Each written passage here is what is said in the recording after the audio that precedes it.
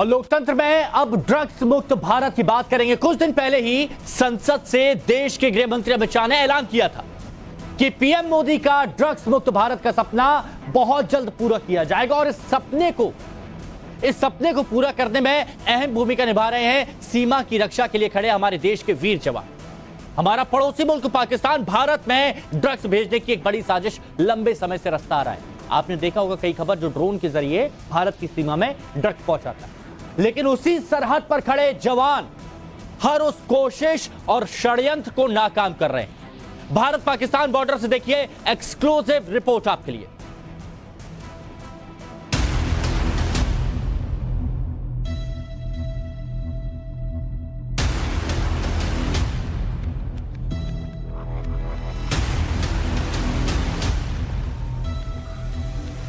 इन तस्वीरों ने भारत पाकिस्तान बॉर्डर की चौहद्दी को बांध दिया है। सीमा पार से ना तो आतंकियों की एंट्री हो सकती है, ना हथियार लाए जा सकते हैं और ना ही हो सकती है ड्रग्स की सप्लाई। बीएसएफ के जाबाजों की निगरानी में ये है अटारी बॉर्डर। हम इस वक्त अटारी बॉर्डर पर हैं, जहां भारत और पाकिस्तान की अंतर्राष्ट्रीय सीमा है। जो सामने आप देख रहे हैं, इस गेट के दूसरी तरफ पाकिस्तान है। पाकिस्तान का जो झंडा है वो भी आप देख सकते हैं, यहाँ पर लहरा रहा है और हम खड़े हैं हिंदुस्तान में। दरअसल हम यहाँ पहुँचे हैं कि जिस तरीके से बड़ी संख्या में सीमा पार से ड्रोन्स आ रहे हैं, जिनके जरिए हथियार और मादक पदार्थ भारत में पहुँचाए जा रहे हैं, वो अंतर्राष्ट्रीय सीमा के दूसरी तरफ से यानी कि पाकिस्तान साइड से लगातार आ रहे हैं। तो हम देखेंगे किस तरीके से बीएसएफ उनसे निपटती है। एक तरफ हाड़ कपा देने वाली सर्दी, दूसरी तरफ ड्रोन, वो ड्रोन जिसके जरिए पाकिस्तान अपनी आतंकी साजिशों को अंजाम देने के लिए बार बार भेज रहा है, लेकिन हमारे जांबाज जवान उसके इन मंसूबों को हर बार नाकाम कर देते हैं। बीएसएफ के जो मुस्तैद जवान हैं वो यहाँ लगातार चौकसी करते हैं, हमारी सीमाओं की रक्षा करते हैं, चाहे सर्दी का मौसम हो, गर्मी हो, बरसात हो।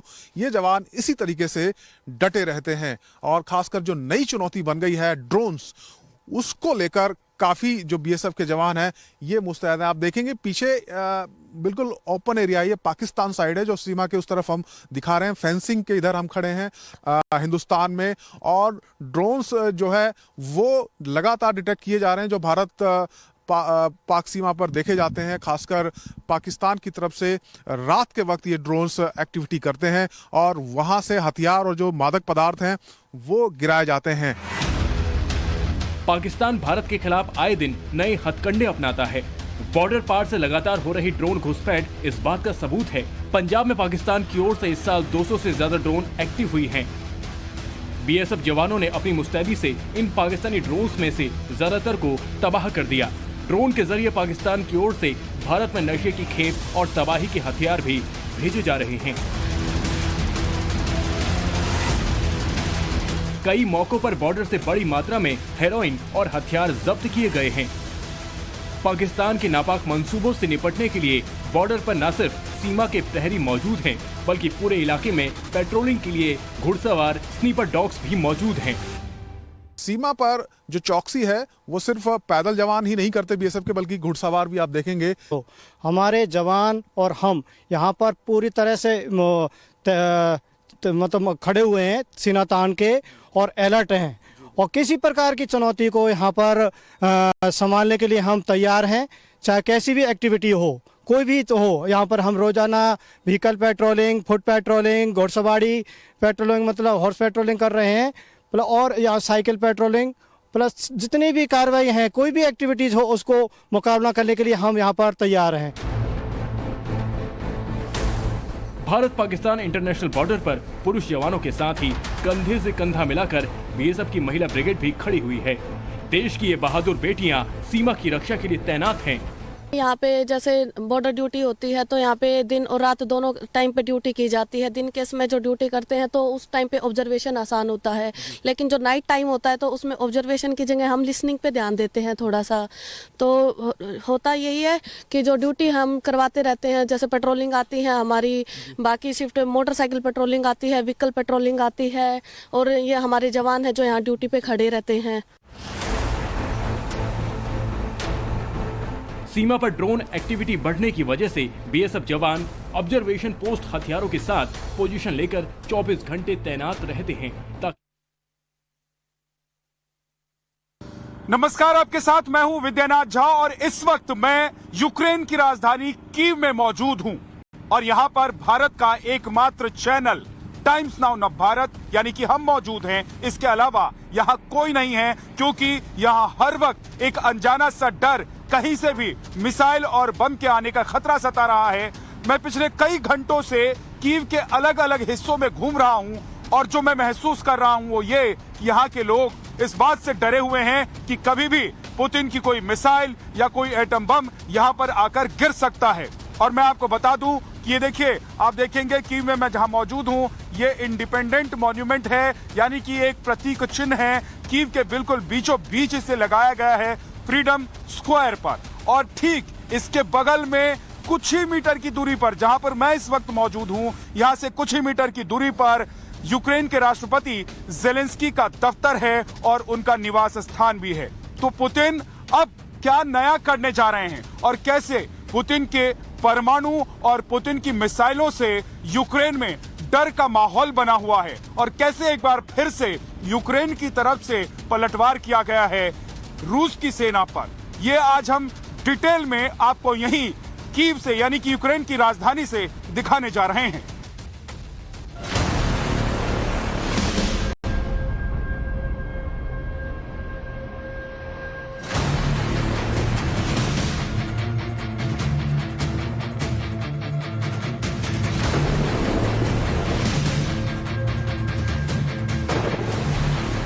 कीव पर परमाणु हमला होगा, 2 लाख सैनिक अटैक करेंगे, बैलिस्टिक मिसाइल दागी जाएगी या फिर से कीव की ओर से रूसी टैंक दौड़ते दिखेंगे। ये सवाल रूस यूक्रेन युद्ध के 11वें महीने में फिर से पूछे जा रहे हैं। जिस कीव को मटिया मेट करने का प्रण ले चुके हैं रूसी राष्ट्रपति पुतिन, उसी सीक्रेट लोकेशन पर टाइम्स नाउ नव भारत संवाददाता विद्यानाथ झा और योगेश भारद्वाज मौजूद हैं। हम कीव में हैं यानी कि वॉर जोन की राजधानी यानी कि यूक्रेन की राजधानी, वो यूक्रेन जो कभी भी 1 मिनट के लिए अंधेरे में नहीं रहता था, लेकिन रूस के हमलों ने कीव के ही अलावा अलग अलग शहरों में इतने हमले किए जिससे यूक्रेन के कई शहर अंधेरे में समा गए, ब्लैकआउट हो गया। और आपको हम लेकर आए हैं कीव में उस जगह पर जहां पर ड्रोन से अटैक करके ऐसी कंपनी की बिल्डिंग को धराशायी कर दिया गया, पूरी तरीके से नेस्तनाबूद करने की कोशिश की गई रूस की तरफ से, जिसकी वजह से 1 मिनट के लिए भी यूक्रेन में अंधेरा नहीं रहता था। आइए हम आपको तस्वीर दिखाते हैं। देखिए, ये डीटेक ग्रुप की कंपनी का ये टावर है और इस टावर में आप देखेंगे ऊपर से लेकर नीचे तक बहुमंजिला ये इमारत है। इसे बिजनेस सेंटर यहां पर बोला जाता है क्योंकि इसमें डीटेक ग्रुप की कंपनियां चलती हैं, अलग अलग कंपनियां हैं, चाहे वो थर्मल पावर हो, चाहे वो कोल पावर हो, एनर्जी के हर सेक्टर में ये कंपनी इस देश के लिए बिजली उत्पादन का काम करती है। और यही वजह है कि इस कंपनी में काम करने वाले जो लोग हैं वो हाईली पेड हैं। सबसे कम सैलरी पाने वाला जो व्यक्ति होता है वो भी कम से कम $15,000 यहां उसे मिलता है। लेकिन इस पूरी इमारत को एक तरीके से तबाह करके रूस ने कोशिश की है कि एक जो बेस है एनर्जी सेक्टर में यूक्रेन का, उसको तबाह करने की कोशिश की गई। देखेंगे कि आगे का जो हिस्सा है इस बिल्डिंग का, वहां पर जो आप देख रहे हैं बोर्ड लगा हुआ है, टावर लिखा हुआ है, उसके नीचे की तमाम जो मंजिलें हैं वो टूट चुकी हैं और ड्रोन्स अटैक किया गया। कई ड्रोन्स यहां पर बम लेकर आए थे जिन्होंने बम गिराया और पूरी इमारत को क्षत विक्षत कर दिया, पूरी इमारत को धराशायी कर दिया। जरा ऊपर की तस्वीर भी दिखाइए, आगे से जरा हम आपको दिखाने की कोशिश करते हैं। देखिए, शीशों की ये पूरी इमारत बाहर से दिखाई देती है और अगले हिस्से में आप देखेंगे कि सबसे ऊपरी मंजिल से लेकर नीचे तक एक एक कर आप गिनते जाइए, 1 2 3 4 5 6 7 8 9 10 11 12 13 14 15 16 17 18 19 20 तो जो ऊपरी मंजिलें हैं उनको आगे से नुकसान पहुंचा है। यहाँ की छतें भी नीचे गिरी हुई हैं। यहाँ पर आप देखेंगे, अगर आगे से आप देख पाएंगे क्योंकि अंदर जाने की परमिशन नहीं है, तो यहीं से हम आपको दिखा रहे हैं कि आगे से आप देखेंगे तो आगे का जो हिस्सा है इसकी बगल की इमारत का वो भी टूटा हुआ आपको नजर आएगा। इस पर लगा हुआ जो बड़ा सा पोस्टर बैनर है वो आपको फटा हुआ नजर आएगा और आप देखेंगे कि पीछे, इसके ठीक पीछे एक जो छोटा सा टावर है वो भी टूटा बिखरा हुआ आपको दिखाई दे रहा होगा। 16 दिसंबर, 19 दिसंबर और 25 दिसंबर ये वो तारीख हैं जब रूस ने हाल में कीव पर बड़ा अटैक किया। अब क्रेमलिन ने भी संदेश दे दिया है कि इस बार कीव में ऐसा धमाका होगा जिसकी गूंज लंदन और वॉशिंगटन तक सुनाई देगी। तो तस्वीर आपको दिखा रहे हैं, जो बिल्डिंग आपको दिखा रहे हैं, ये देखिए, ये कीव के बिल्कुल ओल्ड कीव के पास का इलाका है और यहाँ तक रूस का ड्रोन पहुँच चुका था और यहाँ पर अटैक किया गया। अब जरा सोचिए कि ड्रोन की ताकत इस युद्ध में कितनी ज्यादा है। क्यों आखिर यूक्रेन हो चाहे रूस हो, ड्रोन अटैक ज्यादा उन्हें अच्छा लगता है कि ये वो सबसे शक्तिशाली और कम नुकसान वाला सबसे मजबूत हथियार है, इसीलिए ड्रोन से अटैक किया जा रहा है। अब एक बात और सोचने की है कि ये ड्रोन आया कहां से, क्योंकि अगर आप पूर्वी हिस्से से देखें तो बड़ी लंबी दूरी तय करनी पड़ती है रूस को यहाँ यूक्रेन में कीव तक पहुंचने के लिए। लेकिन अगर आप उत्तरी हिस्से को देखें तो यहाँ से बेलारूस का बॉर्डर बहुत पास है और वहां से अगर कोई ड्रोन यहाँ तक पहुंचती है तो उसको बहुत ज्यादा दूरी तय करने की जरूरत नहीं है। और यही वजह है कि एक दो नहीं, एक साथ 35 ड्रोन भेज दिए गए रूस की तरफ से। हालांकि दावा यह किया गया यूक्रेन की तरफ से कि 30 से 31 ड्रोन्स को मार गिराया गया, लेकिन इसके अलावा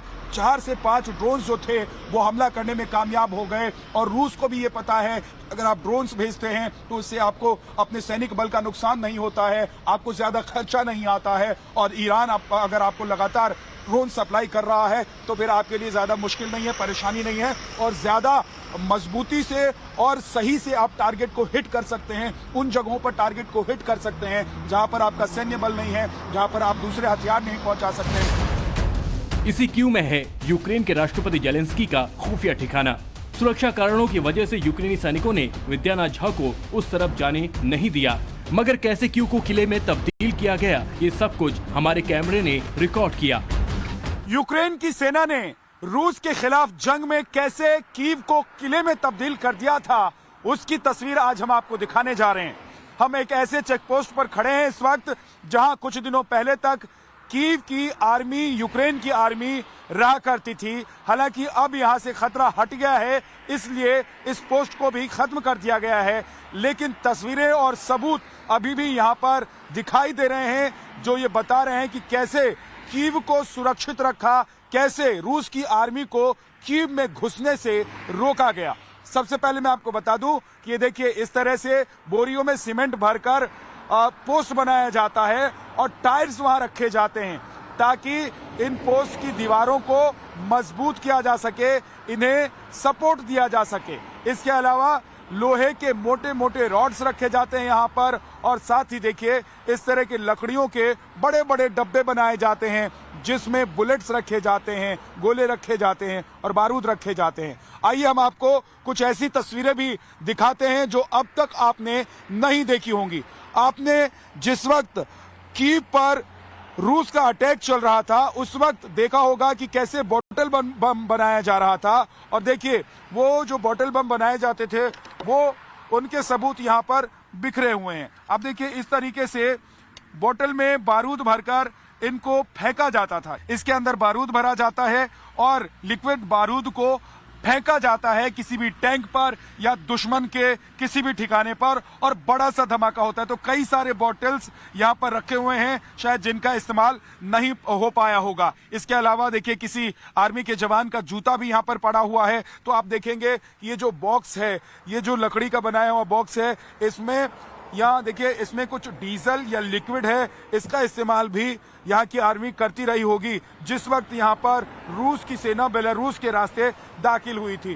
तो ये यहाँ की जो आर्मी है उनके जवानों को एक पोस्ट चाहिए होता है, एक ऐसा ठिकाना चाहिए होता है जहाँ से छुपकर दुश्मनों पर अटैक किया जाता है। तो उसके लिए आप देखेंगे कि ये बड़ा सा गड्ढा खोदा गया और इस गड्ढे के बीच में आर्मी के जो जवान होते हैं वो पोजीशन लेते हैं और यहां से अटैक करते हैं दुश्मन पर। अब मैं ऊपर की तरफ चढ़ रहा हूं और मैं बताना चाहता हूं, आपको दिखाना चाहता हूं कि कैसे यहां नीचे और ऊपर तक देखिए, हालांकि ये मिट्टी जो है वो फिसल रही है लेकिन यहीं से ऊपर तक आर्मी जो है यहां पोस्ट बनाकर अपना पोजीशन लेती है और इस तरीके से तैयार किया गया था। जो ये पूरा पोस्ट है वो आप देखेंगे तो किले की तरह आपको नजर आएगा। मैं ऊपर जाता हूं एक बार, हम अगर दिखा पाए योगेश तो दिखाइए कि नीचे जमीन से अब मैं जहां पर खड़ा हूं इसकी ऊंचाई कितनी ज्यादा है।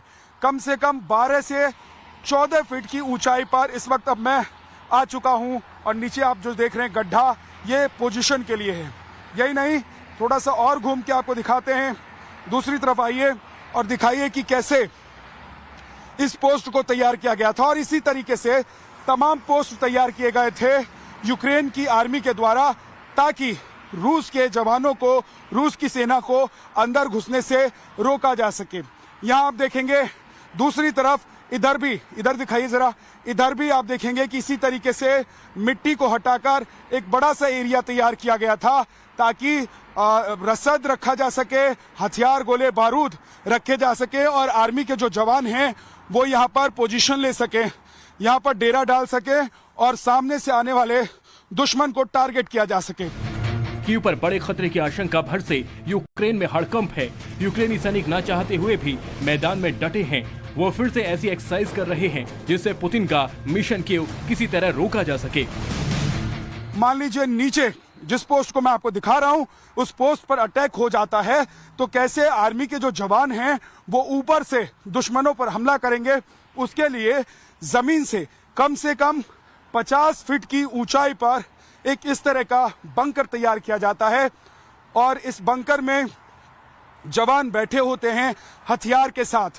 और स्टिंगर मिसाइल, जिसका सबसे ज्यादा इस्तेमाल यूक्रेन की आर्मी ने किया रूस की सेना को, रूस के टैंकों को और रूस के हेलीकॉप्टर को नुकसान पहुंचाने के लिए। तो उस तरह के स्टिंगर मिसाइल्स के साथ यूक्रेन की जो आर्मी के जवान थे वो यहाँ पर बैठे रहते थे पोजीशन लेकर, और जैसे ही सामने से अटैक होता था, सामने से कोई हेलीकॉप्टर आया या टैंक आता हुआ नजर आता था, तो इस तरह के बंकर और ये लकड़ी के बने हुए एक छोटे से कमरे से टारगेट किया जाता था। और देखिए उसके लिए आप देखेंगे कि इस तरीके से नजर रखते थे वो कि सामने से जैसे ही दुश्मन अटैक करेगा या अपने हथियार का इस्तेमाल करने की कोशिश करेगा, टैंक से यहां से गुजरने की कोशिश करेगा, तो उस पर हम हमला कर देंगे। और स्टिंगर मिसाइल उस वक्त सबसे ज्यादा कारगर साबित हुआ यूक्रेन की आर्मी के लिए। तो साथ ही साथ हम आपको ये भी दिखाना चाहते हैं कि ये जो पूरा एरिया है इसको कैसे अपने ठिकाने के तौर पर, अपनी छावनी के तौर पर इस्तेमाल किया गया यूक्रेन की आर्मी के द्वारा। पीछे भी आप देखेंगे तो यहाँ पर गड्ढा खोदा गया है मिट्टी को हटाकर, और यहाँ के पेड़ पौधों को काट कर रहने के लिए इस्तेमाल किया गया और साथ ही साथ इस पोस्ट को मजबूत बनाने के लिए इस्तेमाल किया गया। और यही वजह रही कि बेलारूस के रास्ते सैकड़ों टैंक्स एक साथ निकले रूस के, लेकिन कीव तक वो पहुंच नहीं पाए। कीव सेंटर तक पहुंचना उनका मकसद था, लेकिन रास्ते में ही, कीव के रास्ते में ही उन्हें रोक दिया गया। मॉस्को से कीव की दूरी 863 किलोमीटर, जहां पुतिन की मिसाइलें पहुंचने में कुछ ही सेकंड लगेंगे। पश्चिमी मीडिया का दावा है ऐसी सैकड़ों मिसाइलें और न्यूक्लियर हथियारों का मुंह रूस ने कीव की तरफ खोल रखा है।